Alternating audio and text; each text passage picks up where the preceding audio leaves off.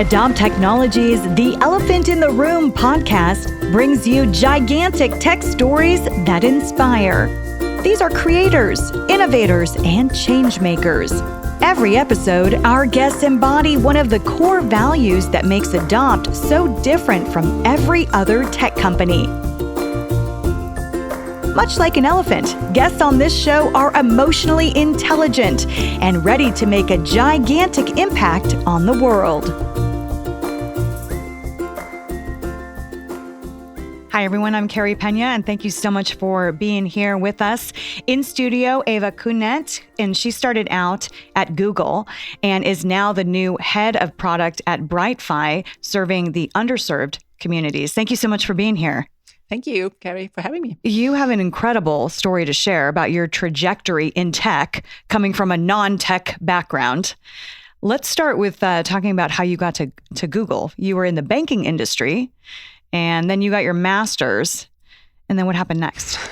So I grew up in Germany, went to school in Germany. And in Germany, after school, you can either go to school again for a few more years or you get a training on the job, an apprenticeship. So I went to a bank because I liked the bank. I liked the people there. But then after 6 years in the bank, having gone through a few different roles, I couldn't do that anymore because I like to serve my customer. I like to understand them and help them as best as I could. That was my understanding of banking. But it had changed towards just sell as much as you can, whether or not they need it to increase profits. So I quit and went back to school, initially wanting to become a teacher, but that changed a little bit. Long other story. And then I moved over to economics. It was faster, also more applicable. I really love that because you get like the whole overview. It's systems thinking, you optimize. It helps with everything I do today. And then after that, same thing. I didn't know what to do. A husband of a friend of mine, he worked at Google, and I did a little bit of research. They had an event went there for friends and families, and like, wow, places like this exist. Awesome. So I wanna work with them. I want to work for them because they seem to be treating their employees really, really well. Knowing that when you treat people well, they react well, they do great things. So it's kind of a duh thing, you think, but not. That doesn't happen always in the current corporate world. So I joined Google as an account manager at first. A little bit of sales, but at that time, 2005 at Google, people threw money at Google. But Google was still the AdWords system where we would upload the ads for our customers was still kind of buggy. So what I had to do for a year is like trying to figure out why things didn't work and explain new features to my agencies that I worked with. So within a year, I moved towards a product team, product specialists we were called. We were an European team.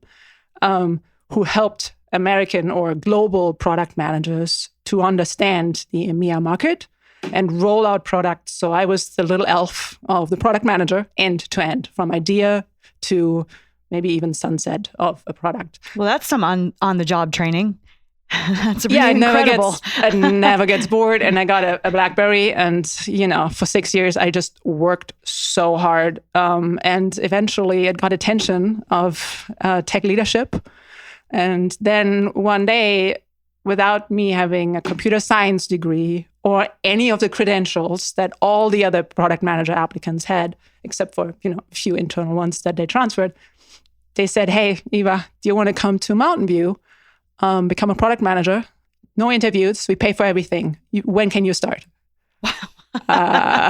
Like tomorrow. I was like, can I think about it? You don't say no to that. And I went and moved to San Francisco and became a product manager with a focus on, very sexy stuff, master data management. I helped Google organize the customer data, which had a massive impact on, revenue and efficiency internally. So, as I understand your career trajectory, you're very interested in sort of the culture of a business, whether it's Google or some of these other organizations we're going to talk about in a moment. What are some of the biggest takeaways from your time at Google? Well, don't accept an I cannot do that or we cannot do that. There's always a yet behind. Nothing is impossible if people put their heads together, take the ego out of the equation, and just ideate, and where nobody gets judged for having an outrageously crazy idea. Yeah. Because who knows? Let's try it out. But feeling safe in that environment of not being judged. And I think for the first time in tech, I felt like I could be myself. I wasn't judged. There was no hidden agenda. Of course, there's individuals, but most of the time was just like appreciated for what I brought, which was a massive amount of empathy. Coming from a bank, having gone through sales training where I learned that you don't talk, you just ask, you ask questions, but you listen, and then you figure out what would be best for the person on the other side. Huge help for the product role. Talk to me about the empathy part of it. So tech and empathy didn't always go hand in hand. I mean, I think that it's evolving and changing. I'd like to hear from you. And we're going to talk a little bit more about diversity in tech and what you think needs to happen. But I know there's been a big push for tech to be seen as more heart-centric, more empathetic. Yeah, I think that's the evolution, right? At the beginning, we could get away with, people were absolutely amazed with what something did.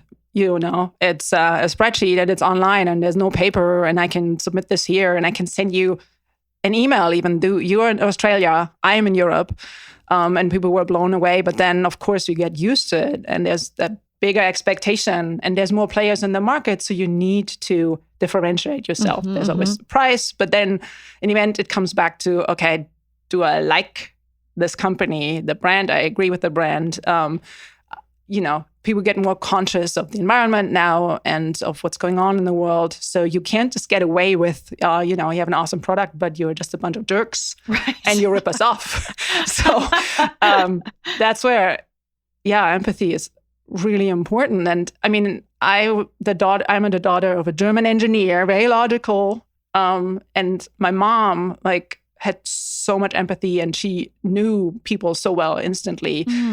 And then you're in between and you're trying to, trying to merge those two. Yes. So I can be super logical, but I'm always going back to, hold on, who are we building this for? Is this really going to help? We can't answer this question right now because we don't have all the information.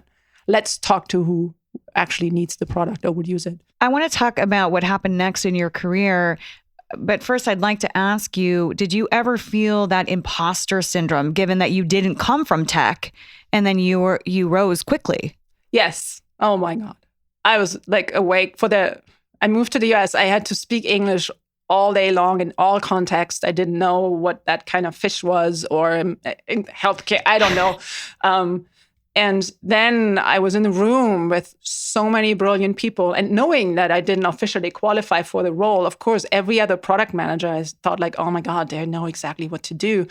Until one day, I think it was my life coach, actually. She said, have you heard about the imposter syndrome? And then I found out that there's an email, Elias, an email group, imposters at Google. And I think it's one of the most popular ones because everyone else felt the same way. Oh, wow. They're just sitting there. It's I don't know. They're all so competent. But no, competency. I was terrible as a presenter. I was scared to pick up the phone I was 18 or 19 in the bank.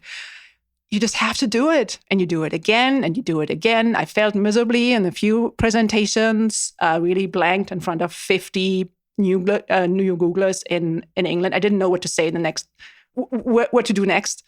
And I almost ran out of the room crying, and I didn't. And then everyone in that room still remembers me. They don't remember perfect presenters, right? It's all about how you make people feel. And I made them feel that there's humans at Google. Yes. So it's not just me who feels terrified that or you're anxious. Vulnerable. Yes. And you're a regular human being. Yes. And so how did you push yourself past that and gain more confidence along the way? Because you really have quite a striking career. Well, you get older and learn things and get a little wiser, but I had help. So I worked with a coach.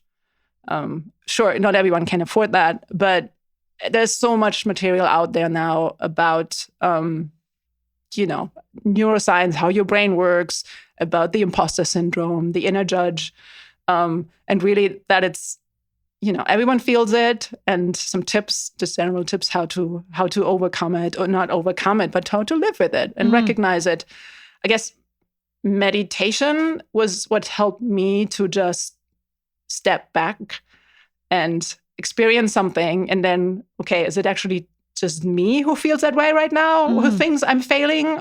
Is it really true that I'm doing a terrible job? Maybe I just ask others, hey, what do you think? Oh, my presentation was just now, which is also very terrifying. We don't like to ask for feedback. Oftentimes we are our own worst critic. Yes, always. Well, unless, you're some narcissist or psychopath. Whole different show. Exactly. Yes. It's just learning. I've read so many books and took so many resources, worked with coaches, got a coaching license too. So did a lot of inner work. Just don't be scared to go to places where you feel sad. Go to places where you might experience anger. Just be curious and like, okay, what's happening right now? Why am I getting angry? I'm still getting so angry and I yell at people when they drive really bad. I know why that is, because I know my brother had a bad accident as a kid. So I know what can happen when somebody drives like horribly and hits somebody else. But I can't do anything about it. That's the other thing, right? So what you do, you tell yourself a story and it's like, oh, they probably have just learned that their wife is in labor or their child was actually hit by a car and are in the hospital. And then I just mellow down and just feel like empathy and compassion with them. I read one of the quotes that you gave in an article talking about Girls in Tech, and which is, by the way, a global nonprofit organization, and it is focused on the engagement, education, and empowerment of women in technology and entrepreneurship.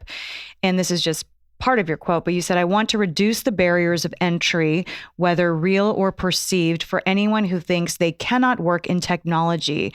As with anything in this world, the more diverse we get, the more points of views, opinions, and experiences can be leveraged in a company or a team, the better.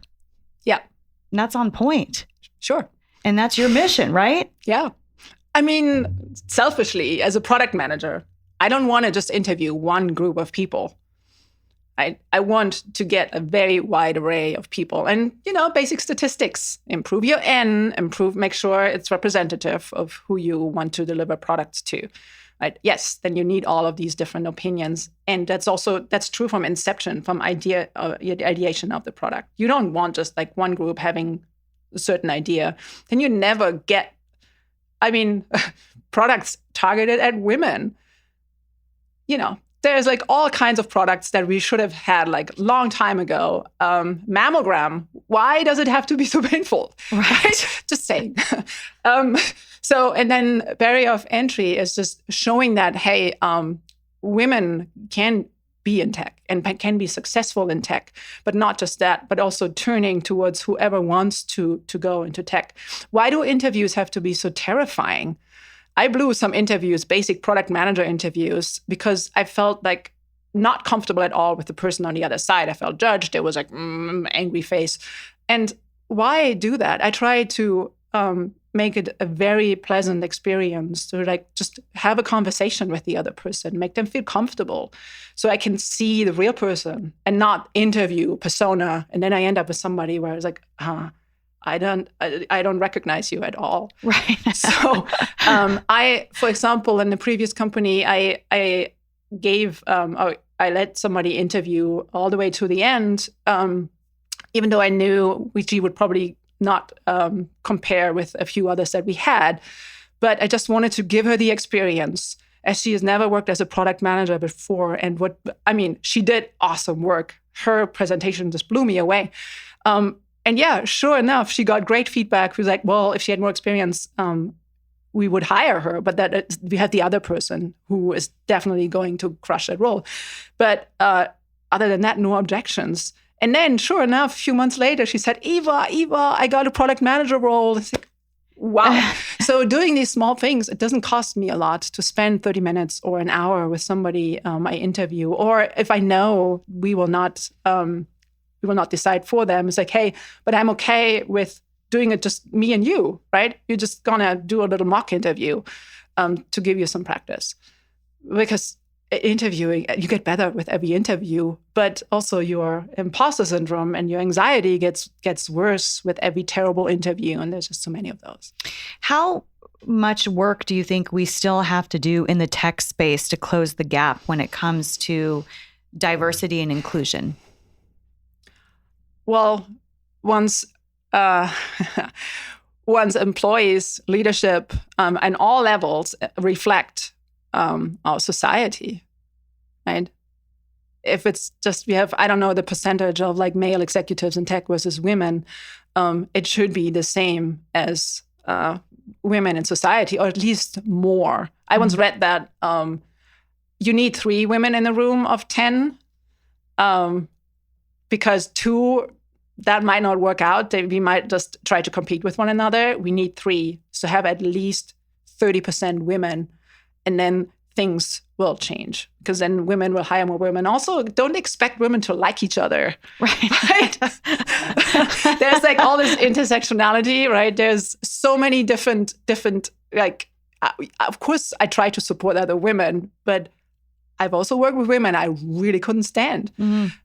So that's why you need a sufficient amount so we can support each other. It's just a critical mass. I don't know, have you ever been to Paris? Yes. Yeah, bicycles in Paris. Now there are enough bicycles in Paris, so people are not afraid anymore to ride a bicycle. That's right, yeah. Right? And that's true for every other group other than Although the drivers male. in Paris, Yes. I'm still a little terrified to ride the bicycles around there, but I get your point though. So you're talking a lot about, and this is one of the things that I know that you are so passionate about, is bringing this to the forefront of this compassionate leadership style and breaking through, that it is okay to be compassionate. And we can bring that even to the highest levels, of tech or any other industry. And are people resonating with your message? Do you feel like you have to really try to convince people? On executive level, I'm working on it. Although I must say, I've been in leadership meetings. I've been in meetings with executives who cried. Huge. I was like, yes. Does your CEO cry when they talk about an employee in Ukraine when the war started? I want to work for that company. That's right. Because they're not afraid to show empathy and also, recognize that this world is not okay, not offering any solutions, right? But just saying, I'm sad right now and I'm showing that, and I'm not bringing it out in anger or something else. In terms of working with my team, I've gotten really, really good feedback. You're the best manager I've ever worked with. You are a role model. Next, when I become a manager, I want to manage like you do. Or the only reason I applied for this job was you. I want to work for you. Or people like, I'm not even a product manager, but when I hear what you say or read what you say on LinkedIn, I want to apply. I want to work for you. So from a business side, it makes sense. I'm doing this because I've always felt this way, and it's the only way. But it makes sense from a business perspective, because you might get employees at a discount, right? Because they're happy to get paid less, still, a fair rate, but paid less for a good climate, for a great manager. And that's more the case right now. I mean, the quality of life. People are paying a lot of attention to that. Yes. And I'm same thing. Same for me. We're relatively new still. I'm absolutely amazed what the team has done so far in terms of technology, and it's moving. We have an app out, and it's no fee. It's a monthly fee, but nothing else. So what would someone, if I was going on your app, explain what I could obtain through you? It's an affordable bank account. Gotcha. And you don't need a credit check. It's so you're helping people build credit, and so that they can leverage themselves. Eventually, right now, it's just a basic account function, but we're building technology to empower other organizations and banks to bring out their own offerings, particularly to these communities, because they will be able to do it as a fraction of the cost. So, in a bank, when you have high-cost customers, then you charge them a lot more, or you don't even offer them anything, right? High risk, high cost. if you can serve higher risk customers at less cost, then you can serve them and offer them. And that's the whole idea behind that. Can you tell me about the fact that you have really, what strikes me about your life story is that you continue to do things that are purpose-driven. What does that feel like?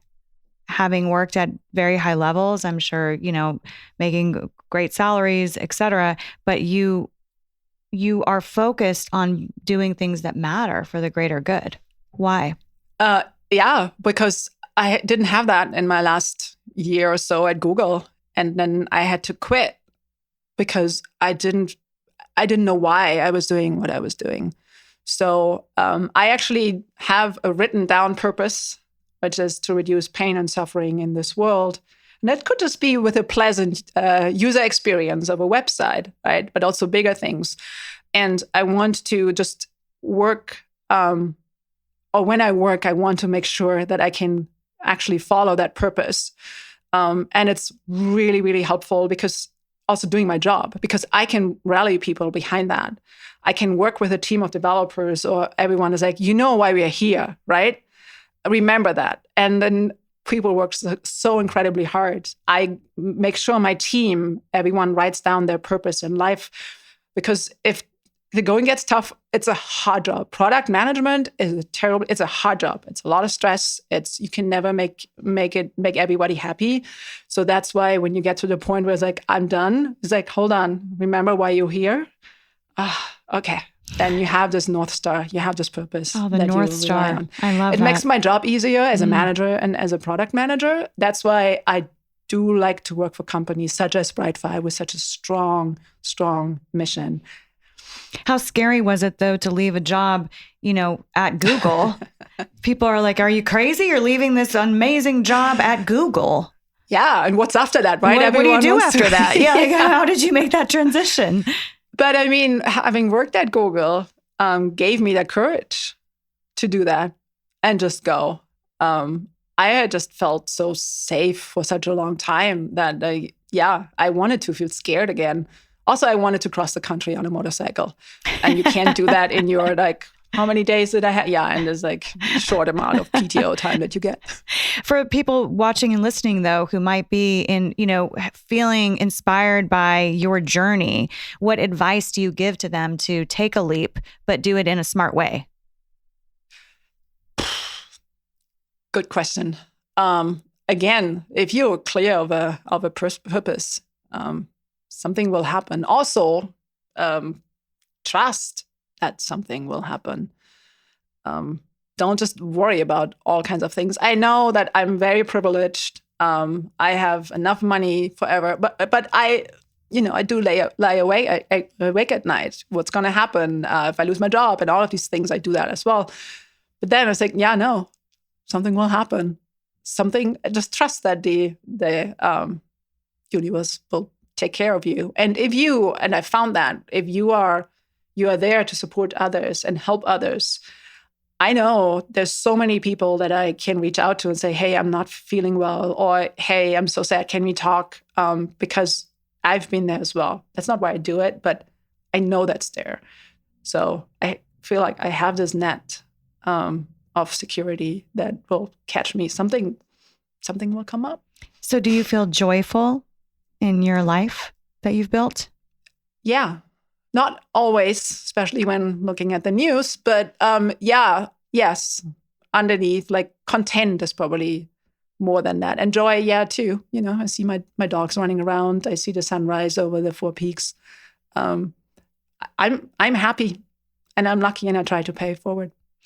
And so just as we wrap things up in your coaching, and I want to leave people with your LinkedIn information so they can get in touch with you or at least follow along with you, because I know you put a lot of information. When you coach people, fundamentally, what are you trying to help them do with your coaching? Help them find the answer that they already know. You don't tell people what to do when they coach. They come to you with some issue, and then you find out, you ask some questions and do intake and find out what's actually underneath it.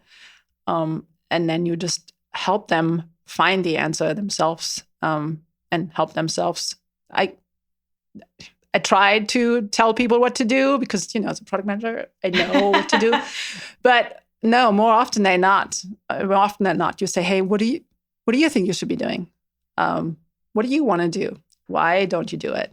What's keeping you? Let's talk about that a little bit. So, I think we all know best what it is that we need to do or want to do. But sometimes just talking to somebody else talking it through is really helpful. Listening.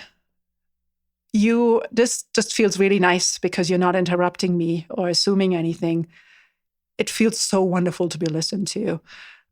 Start with that. Like, try to practice listening yourself, or find somebody who listens to you, and then things just come together. I appreciate the work you're doing so much in the tech community and beyond, because really what it comes down to is you're saying, let's protect one another's mental health. And there is a crisis of mental health. And I'm fearful of what that's going to look like in the months and years to come. And so I think that you're doing something that's so much larger and has larger implications, protecting one another. Yeah, and it doesn't take much. Thank you so much for coming in and sharing your story. Where can people follow along with you? LinkedIn. I don't have any other social media, but I'm relatively proactive or active on LinkedIn, and feel free to reach out. And since my German accent was probably not the best, can you spell out your name so people can find you? It's Eva Kuehnert. It's EVA, and then last name Kuehnert. Eva, thank you so much for being here. We appreciate Thank you so much for having me, Carey. Now let's talk about what we've heard with Brett Helgeson, the CEO of Adopt Technologies. Thanks so much for being here. Thank you again. It's always a pleasure. Let's talk about Eva's interview. So many takeaways. There were a lot of takeaways. Yeah. With Eva, one of the really incredible things I feel is that she, especially on the empathy front, really understands how critical empathy is both in her personal and professional life.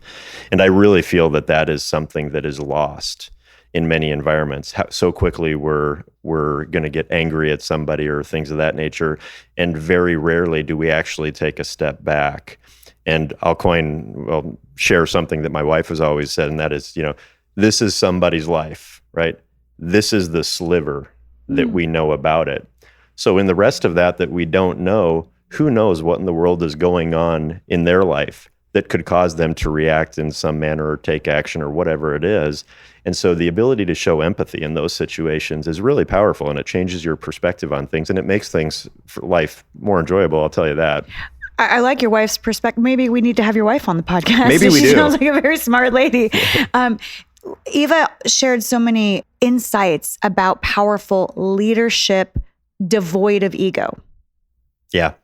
And I've heard so many times with different guests how powerful that is to just say, hey, I want to be the least intelligent individual in the room, right?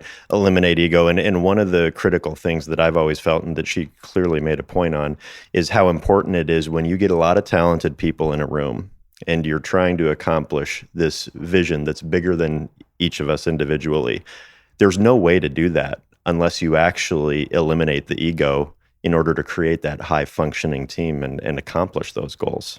So she's totally on point on that front. How have you personally managed to navigate that part of it? Now you've built up Adopt Technologies. You guys are doing amazing. And you try to keep yourself very grounded. How?